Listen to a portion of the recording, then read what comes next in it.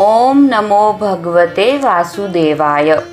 श्रीमद्भागवत महापुराण चौथो स्कंद पहलो अध्याय। સ્વયંભૂ મનુની પુત્રીઓના વંશનું વર્ણન। શ્રી મૈત્રેયજી કહે છે, હે વિદુરજી, સ્વયંભૂ મનુના મહારાણી શત્રુપાની કુખે પ્રિયવ્રત અને ઉત્તાનપાદ એ બે પુત્રો ઉપરાંત 3 પુત્રીઓ પણ જન્મી હતી। તેઓ આકૃતિ, દેવહૂતિ અને પ્રસૂતિ નામે વિખ્યાત હતી। મહારાજ મનુએ મહારાણી શત્રુપાની અનુમતિથી આકૃતિના લગ્ન આકૃતિને ભાઈઓ હોવા છતાં પુત્રિકા ધર્મ પ્રમાણે રુચિ પ્રજાપતિ સાથે કર્યા હતા। અહીં પુત્રિકા ધર્મનો અર્થ સમજીએ તો પુત્રિકા ધર્મ અનુસાર કરવામાં આવતા લગ્નમાં એવી શરત હોય છે કે પુત્રીને જે પહેલો પુત્ર જન્મે તેને તે પુત્રીના પિતા લઈ લેશે। ભગવાનના અનન્ય ચિંતનને કારણે પ્રજાપતિ રુચિ બ્રહ્મતેજથી સંપન્ન હતા। તેમણે આકૃતિના ગર્ભથી પુરુષ અને સ્ત્રીનું એક યુગલ ઉત્પન્ન કર્યું। તેમાં જે પુરુષ હતો તે યજ્ઞ સ્વરૂપધારી સાક્ષાત ભગવાન વિષ્ણુ હતા અને જે સ્ત્રી હતી તે ભગવાનથી ક્યારેય અળગા નહીં રહેનાર શ્રી લક્ષ્મીજીની અંશ સ્વરૂપા દક્ષિણા હતી। પોતાની પુત્રી આકૃતિના તે પરમ તેજસ્વી પુત્રને મનુ અત્યંત પ્રસન્નતાપૂર્વક પોતાને ઘરે લઈ આવ્યા અને દક્ષિણાને રુચિ પ્રજાપતિએ પોતાની પાસે રાખી। દક્ષિણા જ્યારે વિવાહ યોગ્ય થઈ ત્યારે તેણે યજ્ઞ ભગવાનને જ પતિ તરીકે મેળવવાની ઈચ્છા કરી। તેથી ભગવાન યજ્ઞ પુરુષે તેની સાથે લગ્ન કર્યા। આથી દક્ષિણાને ઘણો સંતોષ થયો। ભગવાને પ્રસન્ન થઈને તેનાથી 12 પુત્રો ઉત્પન્ન કર્યા। તેમના નામ છે તોષ, પ્રતોષ, સંતોષ, ભદ્ર, શાંતિ, ઈડસ્પતિ, ઇદ્મ, કવિ, વિભુ, સ્વન્હ, સુદેવ અને રોચન। આ બધા જ સ્વયંભૂ મન્વંતરમાં તુષિત નામના દેવતાઓ થયા। તે મન્વંતરમાં મરીચી વગેરે સપ્તર્ષિઓ હતા। ભગવાન યજ્ઞજ દેવતાઓના અધીશ્વર ઇન્દ્ર હતા અને મહાપ્રભાવશાળી પ્રિયવ્રત તેમજ ઉત્તાનપાદ મનુપુત્રો હતા। તે મન્વંતર તે બંનેના જ પુત્રો પૌત્રો દોહિત્રોના વંશથી છવાઈ ગયો।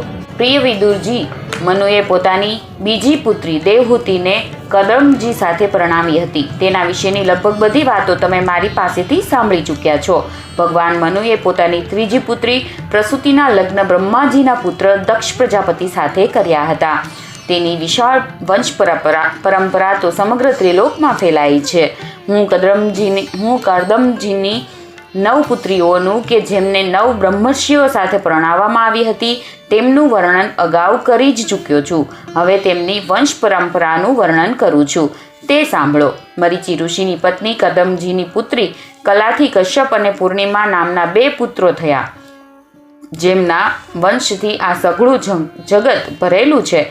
હે પરંતપ શત્રુતાપન વિદુરજી, પૂર્ણિમાને વિરજ અને વિશ્વગ નામના 2 પુત્રો તથા દેવકુલ્ય નામે એક પુત્રી થયા। એ જ પુત્રી બીજા જન્મમાં શ્રી હરિના ચરણોના પ્રક્ષાલનથી દેવ નદી ગંગા રૂપે પ્રગટ થઈ। અત્રિની પત્ની અનસુયાથી દત્તાત્રેય, દુર્વાસા અને ચંદ્રમા નામના 3 પરમ યશસ્વી પુત્રો થયા। તેઓ ક્રમશઃ ભગવાન વિષ્ણુ, શંકર અને બ્રહ્માના અંશથી ઉત્પન્ન થયા હતા।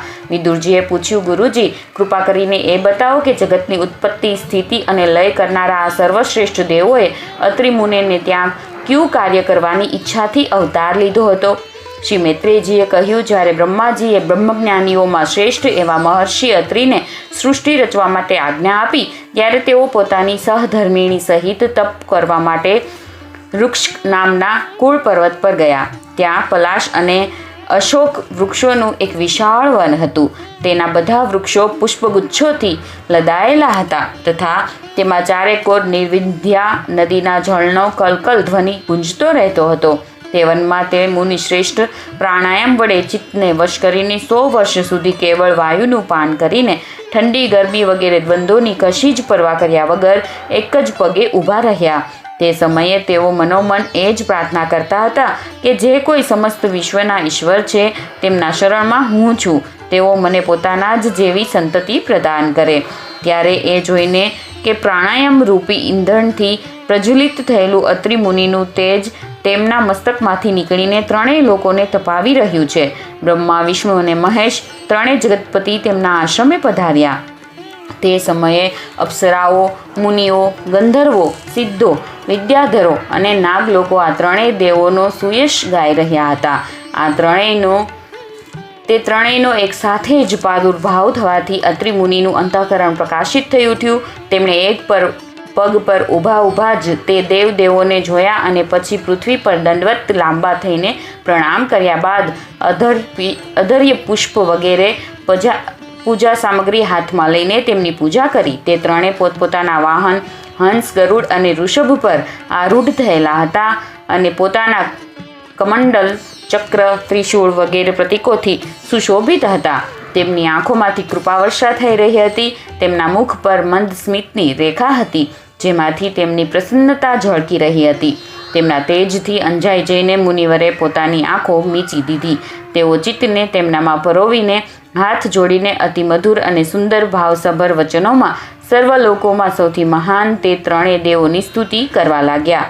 અત્રિ મુનિએ કહ્યું, હે ભગવાન, પ્રત્યેક કલ્પના આરંભમાં જગતની ઉત્પત્તિ, સ્થિતિ અને લય માટે માયાના સત્વ વગેરે ત્રણેય ગુણોનું વિભાજન કરીને જેઓ ભિન્ન ભિન્ન શરીર ધારણ કરે છે તે બ્રહ્મા, વિષ્ણુ અને મહેશ તમે જ છો.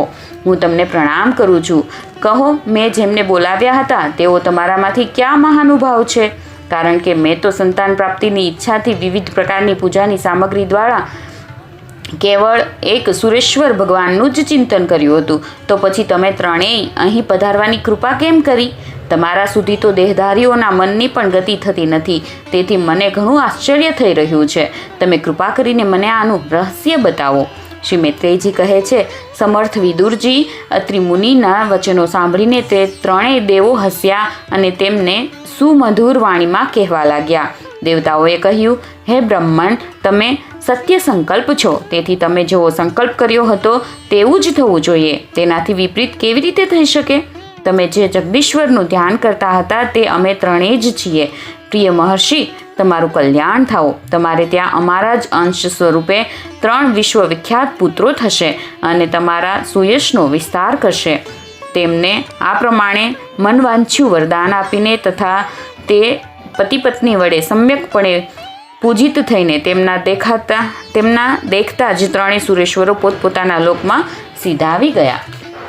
પછી બ્રહ્માજીના અંશથી ચંદ્રમા, વિષ્ણુના અંશથી યોગવેતા દત્તાત્રેયજી અને મહાદેવના અંશથી દુર્વાસા ઋષિ અત્રિના પુત્રો રૂપે પ્રગટ થયા. હવે અંગિરા ઋષિના સંતાનોનું વર્ણન સાંભળો.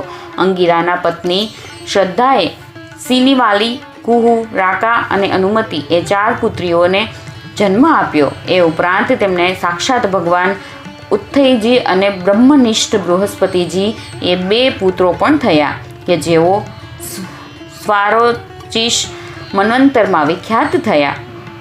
પુલસત્યજીને તેમની પત્ની હવિર્ભૂતિ, મહર્ષિ અગસ્ત્ય અને મહાતપસ્વી વિશ્રવા એ 2 પુત્રો થયા. એમાંના અગસ્ત્યજી બીજા જન્મમાં જઠરાગ્નિ થયા. વિશ્રવા મુનિને ઈડવિડાના ગર્ભથી યક્ષપતિ કુબેરજી જન્મ્યા અને તેમના બીજા પત્ની કેશિનીથી રાવણ, કુંભકર્ણ અને વિભીષણ જન્મ્યા. હે મહામતી, મહર્ષિ પુલહની પરમ સાધ્વી પત્ની ગતિથી કર્મશ્રેષ્ઠ, વર્યાન અને સહિષ્ણુ એ 3 પુત્રો ઉત્પન્ન થયા. આ જ પ્રમાણે કૃતુની પત્ની ક્રિયાએ બ્રહ્મતેજથી દેદીપ્યમાન વાલખિલ્ય વગેરે 60,000 ઋષિઓને જન્મ આપ્યો.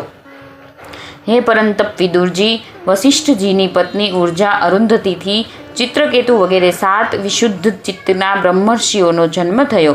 તેમના નામ ચિત્તકેતુ, સુરોચિ, વિરજા, મિત્ર, ઉલ્બણ, વસુભૃધાન અને ધુમાન હતા. એ ઉપરાંત તેમની બીજી પત્નીથી શક્તિ વગેરે બીજા પણ કેટલાક પુત્રો થયા. અથવા મુનિની પત્ની ચિત્તીએ દધ્યદ એટલે કે દધીચી નામના એક તપોનિષ્ઠ પુત્રને પ્રાપ્ત કર્યો, જેનું બીજું નામ અશ્વશિરા પણ હતું. હવે ભૃગુના વંશનું વર્ણન સાંભળો. મહાભૃગુજીએ પોતાની પત્ની ખ્યાતિથી ધાતા અને વિધાતા નામના 2 પુત્રો તથા શ્રી લક્ષ્મીજી નામની એક ભગવત પરાયણ પુત્રી ઉત્પન્ન કર્યા. મેરુ ઋષિએ આયતિ અને નિયતિ નામની પોતાની પુત્રીઓને ક્રમશઃ ધાતા અને વિધાતાને પરણાવી. તેમનાથી તેમને મૃકંડ અને પ્રાણ નામના પુત્રો થયા. તે પૈકીના મૃકંડને ત્યાં માર્કંડેય અને પ્રાણને ત્યાં મુનિવર વેદશિરાનો જન્મ થયો. ભૃગુજીને કવિ નામના એક પુત્ર પણ હતા. તેમને ત્યાં ભગવાન ઉષ્ણા એટલે કે શુક્રાચાર્ય થયા. વિદુરજી આ બધા મુનીશ્વરોએ પણ સંતાનો ઉત્પન્ન કરીને સૃષ્ટિનો વિસ્તાર કર્યો. આ પ્રમાણે મેં તમને કર્દમજીના દોહિત્રોના સંતાનોનું આ વર્ણન સંભળાવ્યું. જે મનુષ્ય એને શ્રદ્ધાપૂર્વક સાંભળે છે તેના પાપોને એ તત્કાળ નષ્ટ કરી દે છે. બ્રહ્માજીના પુત્ર દક્ષ પ્રજાપતિએ મનુપુત્રી પ્રસૂતિ સાથે લગ્ન કર્યું. તેનાથી તેમણે સુંદર આંખોવાળી 16 પુત્રીઓ ઉત્પન્ન કરી. ભગવાન દક્ષે તેમાંથી 13 પુત્રીઓ ધર્મને, 1 અગ્નિને, 1 સમસ્ત પિતૃગણને અને 1 પુત્રી સંસારનો સંહાર કરનાર તથા જન્મ મૃત્યુમાંથી ઉગારનારા ભગવાન શંકરને આપી. શ્રદ્ધા, મૈત્રી, દયા, શાંતિ, તૃષ્ટિ, પુષ્ટિ, ક્રિયા, ઉન્નતિ, બુદ્ધિ, મેઘા, તિતિક્ષા, હીરી અને મૂર્તિ એ ધર્મની પત્નીઓ છે. એમાંની શ્રદ્ધાએ શુભ, મૈત્રીએ પ્રસાદ, દયાએ અભય, શાંતિએ સુખ, તૃષ્ટિએ મોદ અને પુષ્ટિએ અહંકારને જન્મ આપ્યો. ક્રિયાએ યોગ, ઉન્નતિએ દર્પ, બુદ્ધિએ અર્થ, મેધાએ સ્મૃતિ, તિતિક્ષાએ ક્ષેમ અને હી એટલે કે લજ્જાએ પ્રશ્ય એટલે કે વિનય નામના પુત્ર ઉત્પન્ન કર્યા. સમસ્ત ગુણોની ખાણ મૂર્તિદેવીએ નરનારાયણ ઋષિઓને જન્મ આપ્યો. તેમનો જન્મ થવાથી આ સમગ્ર વિશ્વે આનંદિત થઈને પ્રસન્નતા પ્રગટ કરી. તે સમયે લોકોના મન, દિશાઓ, વાયુ, નદીઓ અને પર્વતો બધામાં પ્રસન્નતા છવાઈ ગઈ. આકાશમાં મંગળ વાદ્યો વાગવા લાગ્યા. દેવતાઓ પુષ્પવૃષ્ટિ કરવા લાગ્યા. મુનિઓ પ્રસન્ન થઈને સ્તુતિ કરવા લાગ્યા. ગંધર્વો અને કિન્નરો ગાન કરવા લાગ્યા. અપ્સરાઓ નૃત્ય કરવા લાગી. આ પ્રમાણે તે સમયે ઘણું જ આનંદ મંગળ થયું તથા બ્રહ્મા વગેરે સમસ્ત દેવતાઓ સ્તોત્રો વડે ભગવાનની સ્તુતિ કરવા લાગ્યા. દેવતાઓએ કહ્યું, જેમ આકાશમાં જાત જાતના રૂપોની કલ્પના કરી લેવામાં આવે છે તેવી જ રીતે જેમણે પોતાની માયા વડે પોતાના જ સ્વરૂપની ભીતર આ સંસારની રચના કરી છે અને પોતાના તે સ્વરૂપને પ્રકાશિત કરવા માટે અત્યારે આ ઋષિ વિગ્રહ સાથે ધર્મના ઘરમાં સ્વયં પોતાને પ્રગટ કર્યા છે તે પરમ પુરુષને અમારા નમસ્કાર છે. જેમના તત્વનું શાસ્ત્રના આધારે આપણે કેવળ અનુમાન જ કરીએ છીએ, પ્રત્યક્ષ કરવા પામતા નથી. તે જ ભગવાને સંસારની મર્યાદામાં કોઈ પ્રકારની અવ્યવસ્થા ગરબડ ન થાય એટલા માટે સત્વગુણ થકી દેવતાઓને ઉત્પન્ન કર્યા છે.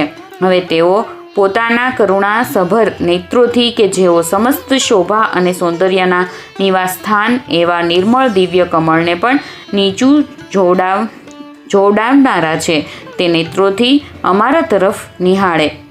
વહાલા વિદુરજી, પ્રભુનું સાક્ષાત દર્શન પામીને દેવતાઓએ તેમની આ પ્રમાણે સ્તુતિ અને પૂજા કરી. ત્યારબાદ ભગવાન નર અને નારાયણ બંને ગંધમાદન પર્વત પર સીધાવી ગયા. ભગવાન શ્રી હરિના અંશભૂત તે નારાયણ નર જ આ સમયે પૃથ્વીનો ભાર ઉતારવા માટે યદુકુળ ભૂષણ શ્રી કૃષ્ણના રૂપમાં અને તેમના જ જેવા શ્યામ વર્ણ કુરુકુળ તિલક અર્જુનના રૂપમાં અવતર્યા છે. અગ્નિદેવની પત્ની સ્વાહાએ અગ્નિના જ અભિમાની પાવક, પવમાન અને શુચિ એ 3 પુત્રો ઉત્પન્ન કર્યા. એ ત્રણેય હવન કરાયેલા પદાર્થોનું ભક્ષણ કરનારા છે.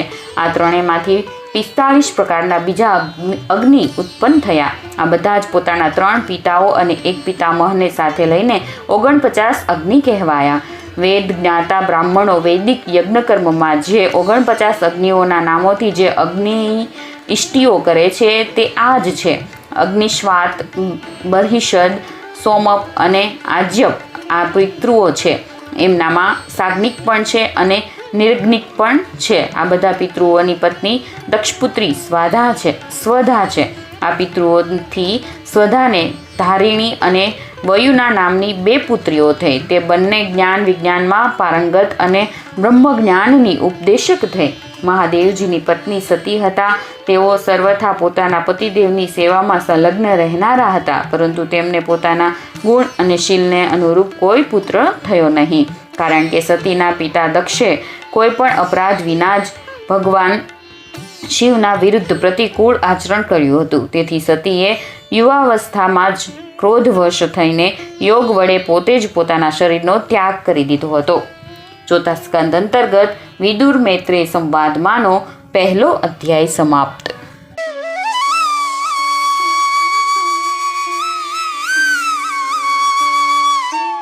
ચોથો સ્કંદ, બીજો અધ્યાય. ભગવાન શિવ અને દક્ષ પ્રજાપતિના વચ્ચે વૈમનસ્ય. વિદુરજીએ પૂછ્યું, હે બ્રહ્મન, પ્રજાપતિ દક્ષ તો પોતાની દીકરીઓ સાથે ઘણો જ સ્નેહ રાખતા હતા, તો પછી તેમણે પોતાની પુત્રી સતીનો અનાદર કરીને શીલવાનોમાં સૌથી શ્રેષ્ઠ શ્રી મહાદેવજી સાથે દ્વેષ શા માટે કર્યો? મહાદેવજી પણ ચરાચરના ગુરુ, નિર્વૈર, શાંત મૂર્તિ, આત્મારામ અને જગતના પરમ આરાધ્ય દેવ છે. તેમની સાથે ભલા કોઈ શા માટે વેર કરે? હે ભગવાન, તે સસરા અને જમાઈમાં આટલો વિદ્વેષ શા માટે થયો કે જેને કારણે સતીએ પોતાના દુષ્યત્ય જય પ્રાણ શુદ્ધાનને બલિ આપી દીધો? એ તમે મને કહો. શ્રી મૈત્રીજીએ કહ્યું, વિદુરજી, પહેલાં એકવાર પ્રજાપતિઓના યજ્ઞમાં બધા મોટા મોટા ઋષિઓ, દેવતાઓ, મુનિઓ, અગ્નિઓ વગેરે પોતપોતાના અનુયાયીઓ સહિત એકઠા થયા હતા. તે જ સમયે દક્ષ પ્રજાપતિએ પણ તે સભામાં પ્રવેશ કર્યો. તેઓ પોતાના તેજથી સૂર્ય સમાન પ્રકાશમાન હતા અને તે વિશાળ સભા ભવનનો અંધકાર દૂર કરી રહ્યા હતા. તેમને આવેલા જોઈને બ્રહ્માજી અને મહાદેવજી સિવાય અગ્નિ સુધીના બધા જ સભાસદો તેમના તેજથી પ્રભાવિત થઈને પોતપોતાના આસનો પરથી ઉઠીને ઊભા થઈ ગયા.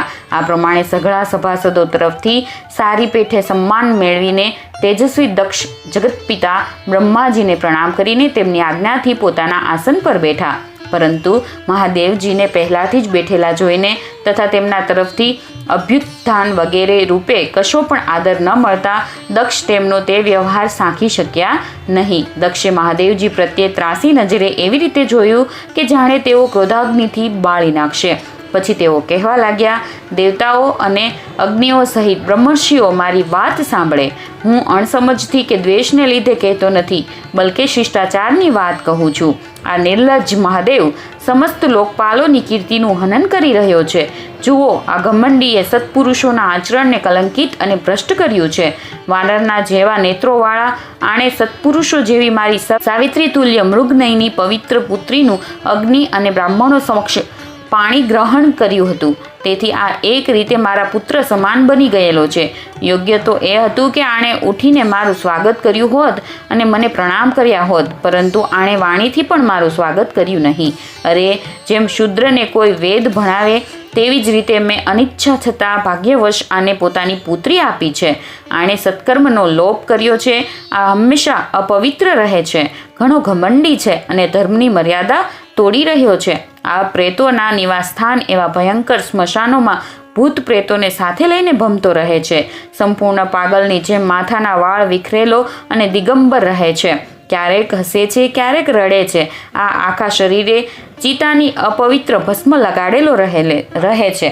ગળામાં ભૂતોના પહેરવા યોગ્ય નર મુંડો એટલે કે ખોપરીઓની માળા અને આખા શરીરે હાડકાઓના ઘરેણા પહેરેલો રહે છે.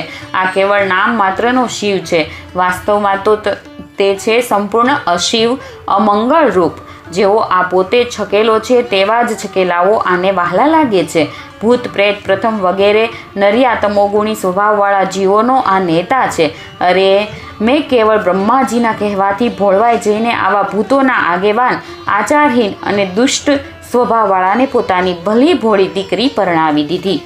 શ્રી મૈત્રેયજી કહે છે, વિદુરજી, દક્ષે આ પ્રમાણે મહાદેવજીની ઘણી બધી નિંદા ટીકા કરી, તો પણ તેમણે એનો કોઈ પ્રતિકાર કર્યો નહીં. તેઓ પહેલાંની જેમ જ નિષ્ફળ ભાવે બેસી રહ્યા. એનાથી દક્ષનો ક્રોધ એથી અધિક વધી ગયો ને તેઓ હાથમાં જળ લઈને શિવજીને શાપ આપવા તત્પર થયા. દક્ષે કહ્યું, આ મહાદેવ દેવતાઓમાં ઘણો જ અધમ છે. હવેથી તેને ઇન્દ્ર, ઉપેન્દ્ર વગેરે દેવતાઓની સાથે યજ્ઞનો ભાગ ન મળે. ઉપસ્થિત મુખ્ય સભાસદોએ તેમને ઘણી મનાઈ કરી, પણ તેમણે કોઈનું સાંભળ્યું નહીં. મહાદેવજીને શાપ દઈ જ દીધો. પછી હે વિદુરજી, તેઓ અત્યંત ક્રોધિત થઈને તે સભામાંથી નીકળીને પોતાના ઘરે ચાલ્યા ગયા. જ્યારે શ્રી શંકરજીના અનુયાયીઓમાં અગ્રણી નંદીશ્વરને ખબર પડી કે દક્ષે શાપ આપ્યો છે, ત્યારે તેઓ ક્રોધથી સમસમી ઉઠ્યા અને તેમણે દક્ષના દુર્વચનોનું જે બ્રાહ્મણોએ સમર્થન કર્યું હતું તેમને મહાભયંકર શાપ આપ્યો. તેઓ બોલ્યા, આ મર્ત્ય શરીરનું જ અભિમાન કરીને કોઈની પણ સાથે દ્વેષ નહીં કરનારા ભગવાન શંકર સાથે જે દ્વેષ કરે છે તે ભેદબુદ્ધિવાળો મૂર્ખ દક્ષ તત્વજ્ઞાનથી વિમુખ જ રહે. ચાતુર્માસી યજ્ઞ કરનારને અક્ષય પુણ્ય મળે છે વગેરે અર્થવાદ રૂપ વેદ વાક્યોથી મોહિત અને વિવેક ભ્રષ્ટ થઈને વિષય સુખની ઈચ્છાથી કપટ ધર્મ સભર ગૃહસ્થાશ્રમમાં આસક્ત રહીને કર્મકાંડમાં જ એટલે કે દક્ષ પ્રવૃત્ત રહે છે. આની બુદ્ધિ શરીર આદિમાં આત્મભાવનું ચિંતન કરનારી છે.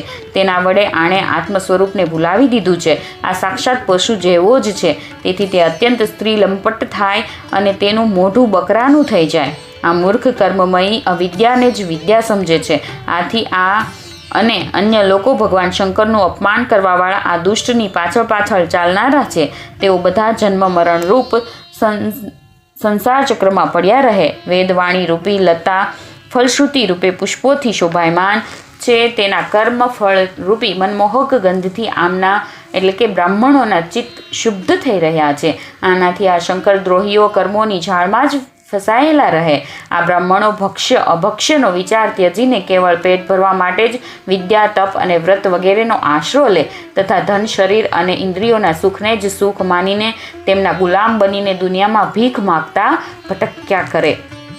નંદીશ્વરના મુખેથી આ પ્રકારનો બ્રાહ્મણ કુળ માટેનો શાપ સાંભળીને તેના બદલામાં ભૃગુજીએ આ દુસ્તર શાપરૂપી બ્રહ્મદંડ આપ્યો કે જે લોકો શિવ ભક્ત છે તથા તે ભક્તોના જેઓ અનુયાયી છે તેઓ સત્શાસ્ત્રોના વિરોધી આચરણ કરનારાને પાખંડી થાય. જે લોકો શૌચાચારથી રહિત મંદબુદ્ધિના તથા જટા ભસ્મ અને હાડકા ધારણ કરનારા છે તેઓ શૈવ સંપ્રદાયમાં જ દીક્ષિત થાય કે જે સંપ્રદાયમાં સુરા અને આસવ જ દેવતાઓની જેમ આદરણીય છે. અરે ધર્મની મર્યાદાની સ્થાપના કરનારા તેમજ વર્ણો અને આશ્રમોનું રક્ષણ કરનારા વેદો અને બ્રાહ્મણોની તમે નિંદા કરો છો. તેથી માલુમ પડે છે કે તમે લોકોએ પાખંડનો આશ્રય લઈ રાખેલો છે. આ વેદ માર્ગ જ લોકો માટે કલ્યાણકારી અને સનાતન માર્ગ છે. પૂર્વેના મનુષ્યો આ જ માર્ગે ચાલતા આવ્યા છે અને એનું મૂળ શ્રી વિષ્ણુ ભગવાન છે. તમે લોકો સત્પુરુષોના પરમ પવિત્ર અને સનાતન માર્ગ એવા વેદોની નિંદા કરો છો. તેથી એ પાખંડ માર્ગે જાઓ કે જે માર્ગમાં ભૂતોના આગેવાન તમારા ઈષ્ટદેવ નિવાસ કરે છે. શ્રી મૈત્રેયજી કહે છે, હે વિદુરજી, ભૃગુ ઋષિના આ પ્રમાણે શાપ આપવાથી ભગવાન શંકર કંઈક ખિન્ન જેવા થઈને ત્યાંથી પોતાના અનુયાયીઓ સાથે ચાલી નીકળ્યા. ત્યાં પ્રજાપતિઓ જે યજ્ઞ કરી રહ્યા હતા તેમાં પુરુષોત્તમ શ્રી હરિ જ ઉપાસ્ય દેવ હતા અને તે યજ્ઞ 1000 વર્ષ સંપન્ન થનારો હતો. તે યજ્ઞ સમાપ્ત કરીને તે પ્રજાપતિઓએ શ્રી ગંગા યમુનાના સંગમમાં યજ્ઞાંત સ્નાન કર્યું અને પછી પ્રસન્ન ચિત્તે તેઓ પોતપોતાના સ્થાને ચાલ્યા ગયા. ચોથા સ્કંદ અંતર્ગત દક્ષ શાપ નામનો બીજો અધ્યાય સમાપ્ત.